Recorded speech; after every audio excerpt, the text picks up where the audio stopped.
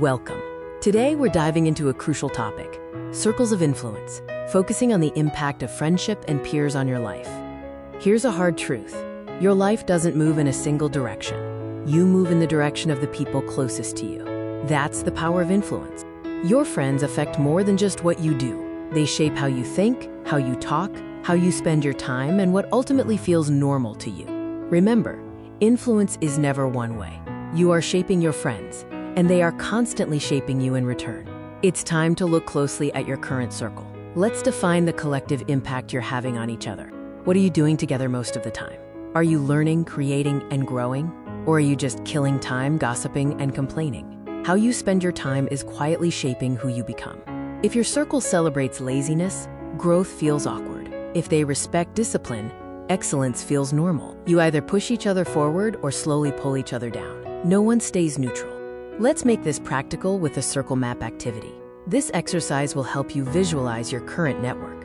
Draw 3 circles, one inside the other. The inner circle is the people closest to you.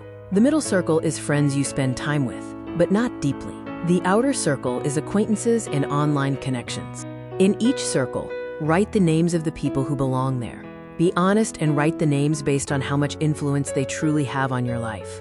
Now, ask, who pushes me forward? Who drains my energy or distracts me from my goals? Who challenges me to be better, not just comfortable? This is about placing people correctly, not necessarily cutting them off. Let's focus on your inner circle. Choosing this group intentionally is critical for your direction. Your inner circle shapes your habits, influences your confidence, and affects your decisions at major crossroads.